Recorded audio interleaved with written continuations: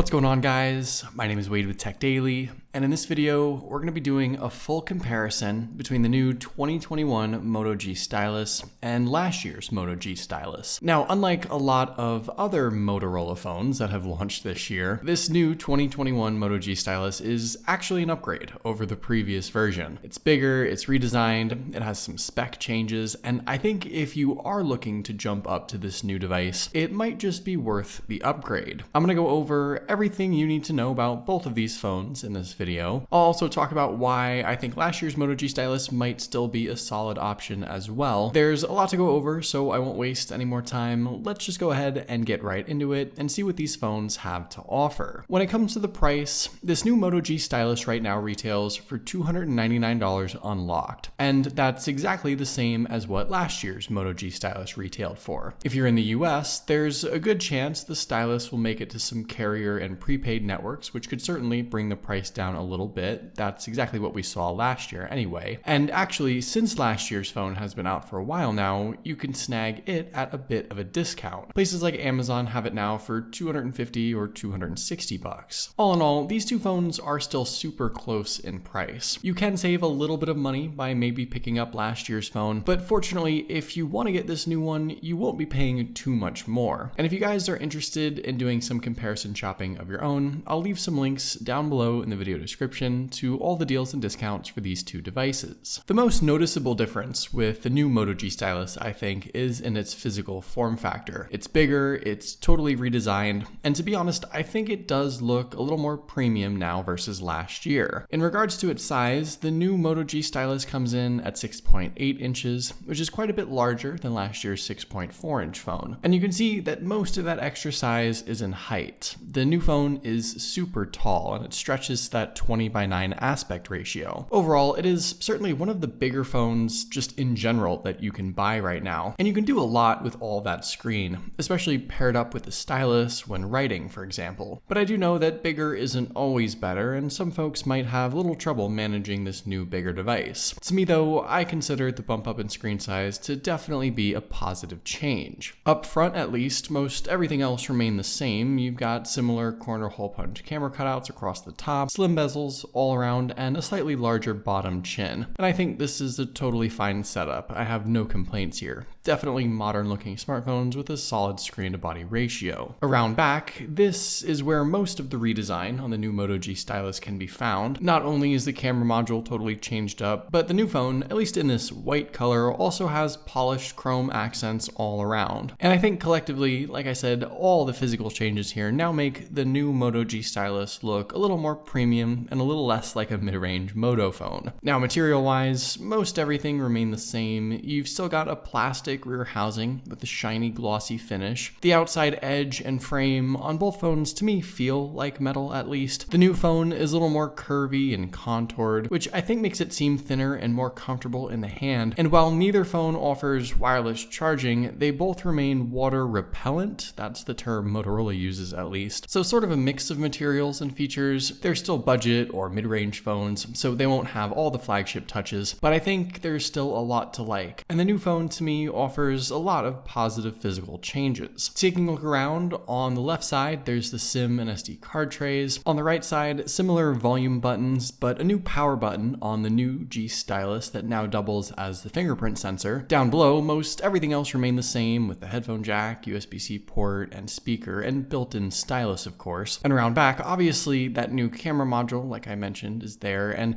last year's phone also had its fingerprint sensor in the center. So just two more things I want to mention about the physical aspects of these phones. First is that new fingerprint sensor. Motorola made this change on a couple other devices this year, sort of abandoning their famous Motorola dimple fingerprint sensor on back and moving it to that power button. And I do think this is a great change. It's not only easier to use and more comfortable as well, I think it feels a little quicker. And really, I'm just glad they kept the fingerprint sensor to begin with. This is another solid positive change on the new phone, and what's also sort of interesting is that Motorola did bring back Face Unlock on the new phone as well. They dropped it on a bunch of last year's phones for some reason, but it's returned now this year, and it's really pretty good too. So great biometric options here with some changes and upgrades versus last year. Now, one thing that actually was a downgrade over last year's device is the speaker setup. Last year's Moto G Stylus had dual speakers with the secondary one in the earpiece. This new Moto G Stylus loses that, and that's definitely a shame. I think the out loud listening experience kind of suffers because of it. And as you guys know, I'm a big fan of dual speakers on smartphones, so certainly disappointing to see. And here's a quick audio sample so you can get an idea.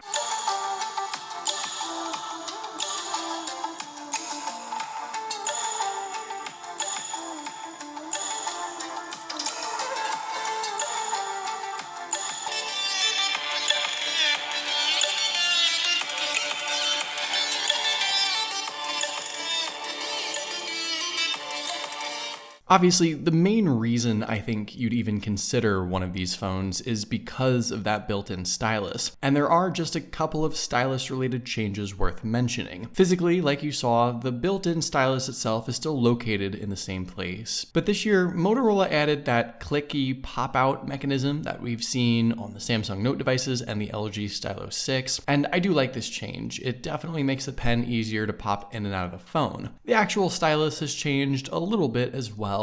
This new one is a tiny bit taller, which I like. I think it's more comfortable to write with at this length. It's also rounded this time instead of having that sort of flat profile, which to me doesn't make much of a difference. I maybe like the flat housing a bit more, but not a huge deal. And the tip of the stylus is also a little wider and a little thicker as well. But in my experience with writing and drawing, I haven't found that makes much of a difference. Now, when it comes to the actual stylus-related features and apps, Motorola didn't really add much here, so all this should be pretty familiar to you already. You can of course just use the stylus to tap, touch, and swipe your way through the phone as if you were using your finger. That's remained exactly the same, and I do know a lot of people just find this super useful on its own. And when you pull the stylus out, you'll get this same little pop-up side menu with shortcuts to apps and stylus-related tools that you can utilize. Like I said, most everything is going to be the same here. You can quickly take and edit screenshots, for example. There's the coloring book. The Notes app has actually been redesigned a little bit, mostly with just how the pen tips and color options have been categorized, but no real changes here. And you can also change up the actual stylus shortcut menus all the same to include other Motorola or third-party apps, or even some other stylus-supported Android apps you'd like to utilize and have quick access to. All in all, this is essentially the exact same stylus feature set that we've had since last year, and I haven't found any crazy new add-ons or updates. The other thing that also hasn't changed is the overall writing experience. Unlike Samsung's Note series, for example, the styluses on these Moto phones are just simple, basic metal pointer tools. They're not connected to the device in any way. There's no Bluetooth connectivity or special functions, and the screen and the stylus aren't necessarily made for one another. So you have the same sort of lag and latency experience when writing, even on this new phone. Nothing has been improved here. And to be honest, it's not a terrible experience. It's what I expected. It's something I've gotten used to on these phones. Just keep in mind that the stylus experience is still a far cry from Samsung's Note devices. These phones still offer just a very basic, relatively slow writing setup, and even with this new 2021 device, nothing has been updated. Of course, I already mentioned that the display on the new Moto G Stylus is quite a bit larger, but let's take just a second to go over the actual specs. Both phones offer IPS LCD displays at a full HD 1080p resolution. Last year's phone came in at 2300 by 1080, packing in 399 pixels per inch, and this year's phone gets a 2400 by 1080 display at 386 pixels per inch. To me, both these phones offer decent displays, all things considered. They're relatively bright, fairly bold and colorful for LCD at least, and side by side, I can't really tell a difference. I don't think anything changed here, which is totally fine by me. As you guys know, some other Moto phones got a downgrade to 720p. 1080p. But fortunately, that isn't what happened here with the Stylus. It's just as good as last year, and I think the bigger display on its own does offer maybe a slightly better viewing experience anyway. Getting to watch your content on a full 6.8-inch device is really nice, especially for $300. Inside, the new Moto G Stylus also gets a slight bump up in specs, though maybe not as significant as some people were hoping. Last year's device was powered by the Snapdragon 665 chipset. This year it's the Snapdragon 678, so a little newer, a little more powerful, and the Geekbench scores certainly reflect that. You can see we get a noticeable bump up in single core and multi-core scores. The RAM, though, remains the same, 4 gigs inside both phones, and the same 128 gigabytes of built-in storage as well. Now, unfortunately, on the software side of things, the new Moto G Stylus hasn't yet been updated to Android 11, as you can see, and we're dealing with an almost identical user experience as last year right now, at least. Motorola just isn't really too quick with the updates, unfortunately. But in day-to-day use, I think you'll still see a bit of a speed increase with the new phone anyway. Like I said, not a crazy upgrade, but still a little something versus last year. I personally always thought the Moto G Stylus was a solid phone and could tackle anything I need it to do. And that seems to be the case once again this year. Just remember to keep your expectations in check. It is still a budget device, but I think for most people, for social media use, YouTube, the Stylus apps, of course, a bit of gaming even, this new phone will be plenty good. And it's just enough of a bump, I think, that it makes the new phone feel like a fresh, snappy new device. Also, just a quick side note, the battery powering these phones seems to be the same. It's a 4,000 milliamp capacity inside with the same maximum 10-watt charging speeds. Now, the slightly bigger display on the new phone might draw a little bit more power, but in my experience so far with both phones, I haven't really found any noticeable difference in longevity with either device at this point, so I don't think there's going to be a huge difference there. Finally, when it comes to the cameras, we actually have kind of a mixed bag of things here. We'll start with the hardware. Both phones actually have a similar 48 megapixel f1.7 aperture main lens. The secondary ultra wide angle lens has changed completely. Last year it was a 16 megapixel 117 degree lens. This year it's an 8 megapixel 118 degree lens. There's the same 2 megapixel macro lens, but the new Stylus also has a fourth lens now, a 2 megapixel depth sensor. In addition to some hardware changes, the camera app has also been revamped quite a bit, and I think this new look is a great change. Your shooting modes and features are a little easier to find and manage. I think the app just has a better flow to it, and you can see most everything remain the same as far as what all you can do. There's 4K video, there's night mode, there's a pro feature now on the new phone, and while maybe there aren't too many new additions, I think there's still plenty to work with these phones considering the price. The real difference here actually is just going to be in practice with the real world results. The new Moto G Stylus ends up taking significantly better pictures than last year's phone in a lot of ways. The white balance with this low light shot is obviously just way better. The added detail is super noticeable in my opinion, and I was surprised to see that even as bad as its lighting condition was, the new phone just did a significantly better job. Also, the selfie camera is much improved as well. The specs seem to remain the same, both 16 megapixel shooters, but the results again are just really quite different. There's way less smoothing in my face, for example, and way more detail with the new Moto G Stylus. Again, I think the lighting and color is a bit better. And all in all, while the specs and camera features maybe haven't changed so much, the end result, I think, is going to be quite a bit better. To me, the new Moto G Stylus offers just quite a bit more potential and noticeably better results with everyday shooting, and that's just really great to see. Overall, like I've said before, unlike a lot of other Motorola phones in 2021, this Moto G Stylus I think is a genuine upgrade over last year. It's bigger, it's nicer, it offers some updated specs and improved camera capabilities, and I think if you do own last year's phone, you should maybe consider this new one if you're in the market for an upgrade. If you don't yet have a Moto G Stylus and you want to venture into a device with a pen, this is still one of the few that even offers one, last year's device might be enticing for a slight discount. I think it's a really good deal, but I also think it's worth the extra money to just jump up to this new one. It's a solid device on its own, but a decent upgrade over last year as well. So there you go, that's everything you need to know about the new Moto G Stylus versus last year's Moto G Stylus. What do you guys think? Is this the upgrade you were hoping for on this new phone? Let me know in the comments down below. I'd love to know your thoughts, of course. course. But hopefully you guys did enjoy this video. Be sure to follow TechDaily on Twitter and subscribe to the TechDaily YouTube channel if you haven't already,